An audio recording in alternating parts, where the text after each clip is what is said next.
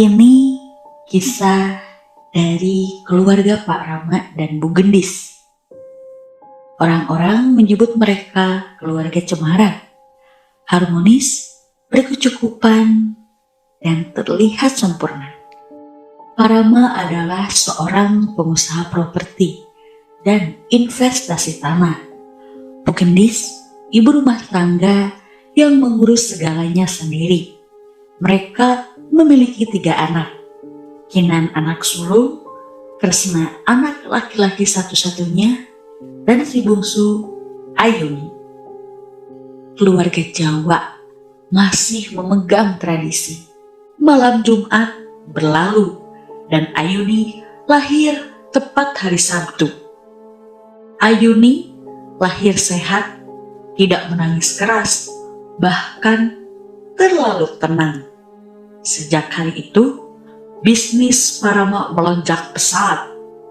Tanah terbeli murah, proyek lancar, uang datang tanpa hambatan.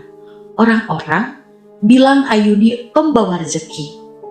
Ayuni tumbuh cukup berbeda. Ia jarang menangis, dan setiap Ayuni sakit, selalu ada makhluk hidup di rumah itu yang mati lebih dulu. Hari itu Pak Rama merayakan kenaikan jabatan. Ia mengajak seluruh keluarga makan di restoran ternama di Lembang. Restoran ramai, suasana hangat. Di sisi timur restoran ada pemandangan yang indah. Area itu sedang direnovasi. Tangga kaca dari lantai atas ke lantai dasar sedang diperbaiki. Ayuni berlarian mengejar bola. Tak ada yang menyadari hingga Ayuni menghilang. Dan saat ditemukan, Ayuni sudah bersimbah. Berdasarkan CCTV, Ayuni terpeleset di tangga kaca. Lehernya tersangkut. Beberapa detik kemudian, kaca hancur. Dan Ayuni terjatuh, sudah tidak bernyawa. Semua menyebutnya kecelakaan. 1 hari, 2 hari, jasad Ayuni belum dimakamkan. Ibu Gendis bersikeras Ayuni dimakamkan di kampung halamannya di Jawa. Bu Gendis menangis. Ia menatap tanah. Dan sejak saat itu, ia tak pernah kembali seperti dulu. Bu Gendis mulai berbicara sendiri, beberapa kali menjatuhkan diri ke tangga. Akhirnya, ia dibawa ke rumah sakit jiwa. Kinan hanya bisa menangis melihat ibunya. "Ma, aku butuh mama. Aku juga kehilangan Ayuni. Tolong perhatikan aku dan Kresna." Bu Gendis hanya diam. 6 bulan berlalu, keadaan semakin buruk. Dan disitulah Pak Rama gelap mata. Tibalah Pak Rama di kampung halamannya. Sebuah desa tua, sangat sunyi. Di sana, Pak Rama menemui seseorang.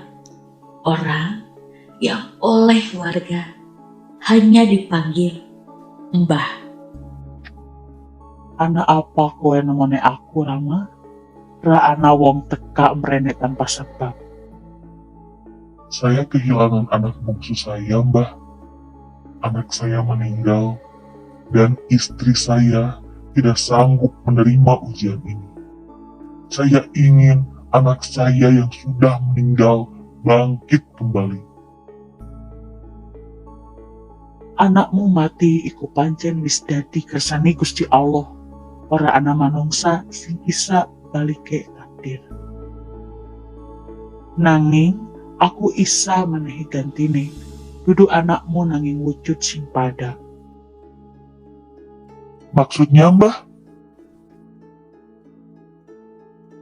Iki dudu urip maneh.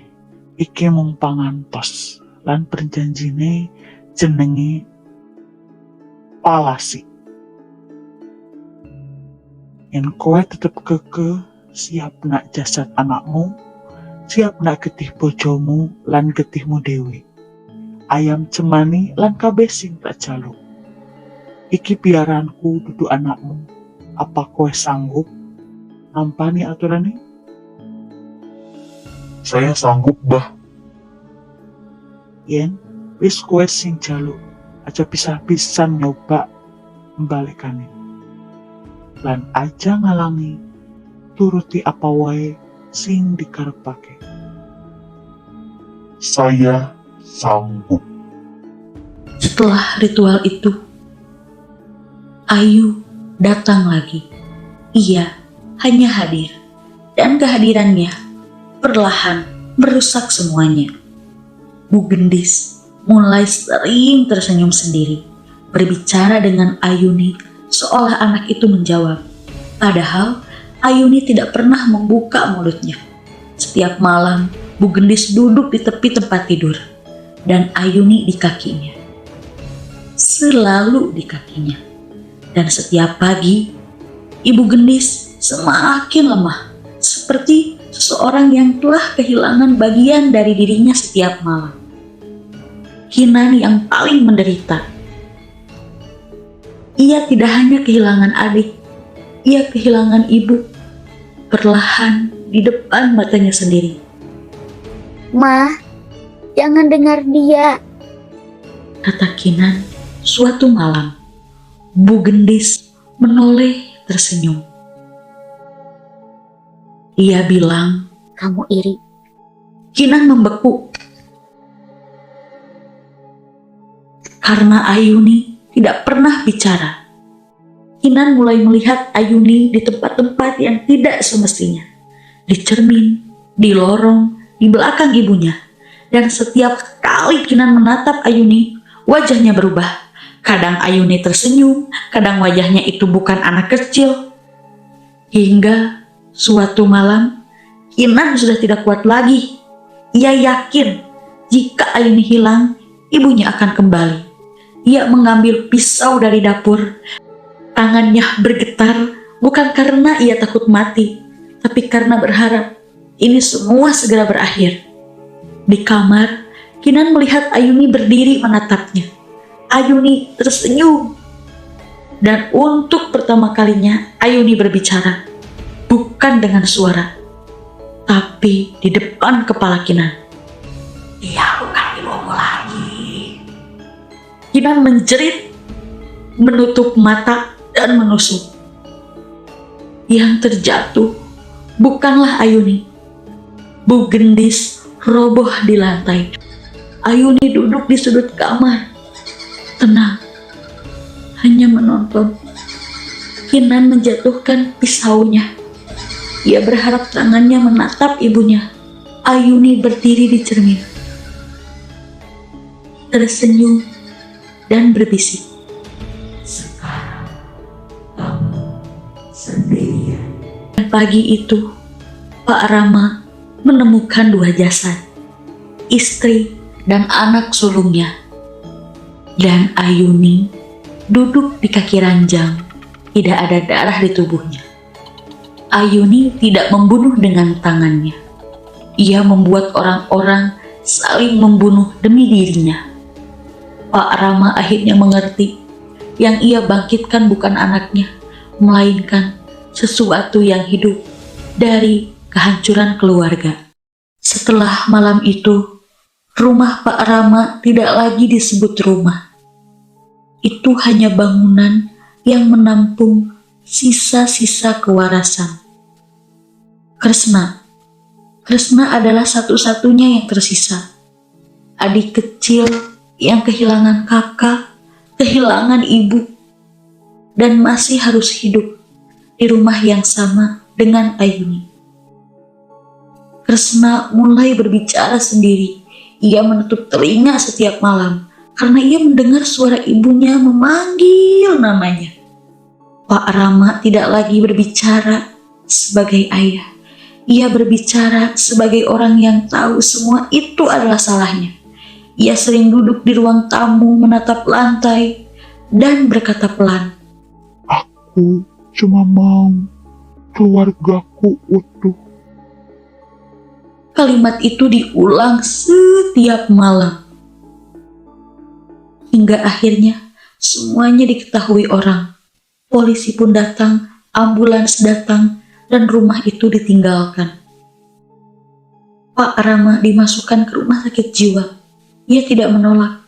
Ia hanya tertawa, lalu menangis, lalu diam. Kresna pun juga dibawa. Anak kecil itu tidak berontak. Keluarga itu hancur. Ayuni kembali. Dan sebagai gantinya, ia mengambil semuanya. Kalau orang mati dipaksa pulang, maka yang hidup akan kehilangan tempatnya di dunia. Saya Delia Asri Rahayu. Wassalamualaikum warahmatullahi wabarakatuh.